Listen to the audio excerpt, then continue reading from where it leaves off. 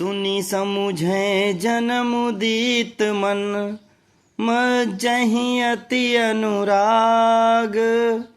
लहहि चारि फल अछत तनु, साधु समाज प्रयाग। जो मनुष्य इस संत समाज रूपी तीर्थराज का प्रभाव प्रसन्न मन से सुनते और समझते हैं और फिर अत्यंत प्रेम पूर्वक इसमें गोते लगाते हैं, वे इस शरीर के रहते ही धर्म, अर्थ, काम और मोक्ष चारों फल पा जाते हैं।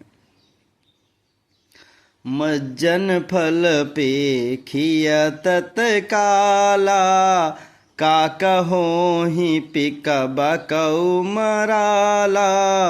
सुनिया चरज करई जनि कोई, सतसंगति महिमा नहीं गोई। इस तीर्थराज में स्नान का फल तत्काल ऐसा देखने में आता है कि कौवे कोयल बन जाते हैं और बगुले हंस। यह सुनकर कोई आश्चर्य ना करे, क्योंकि सत्संग की महिमा छिपी नहीं है। वाल्मीकि नारद घट जोनी, निज निज मुख निकहै निज होनी। जल चर थल चर नभ चर नाना, जे जड़ चेतन जीव जहाना।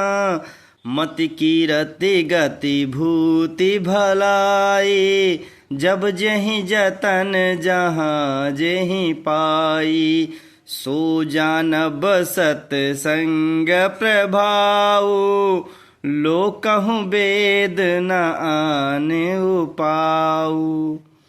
वाल्मीकि जी, नारद जी और अगस्त जी ने अपने अपने मुखों से अपनी होनी कही है। जल में रहने वाले, जमीन पर चलने वाले और आकाश में विचरने वाले नाना प्रकार के जड़ चेतन जीव इस जगत में हैं।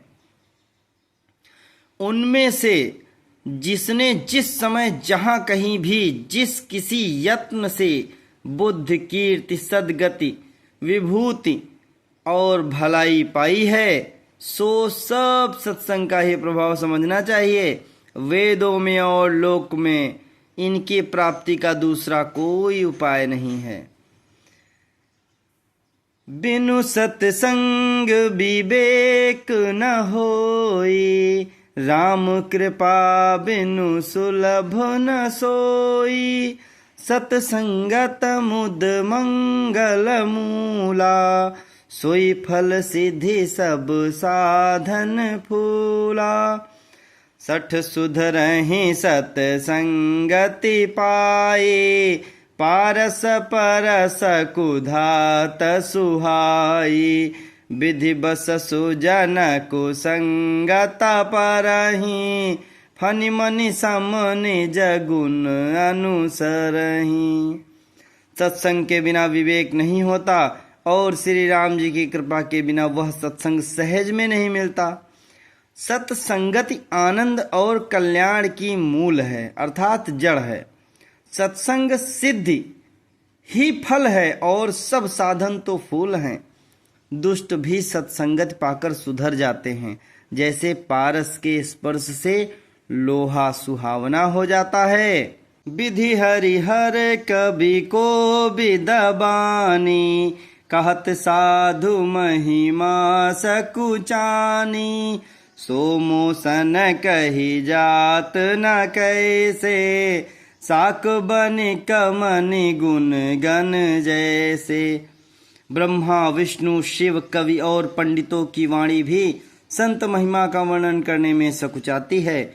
वह मुझसे किस प्रकार नहीं कही जाती, जैसे साग तरकारी बेचने वाले से मणियों के गुण समूह नहीं कहे जा सकते हैं। जय सिया राम।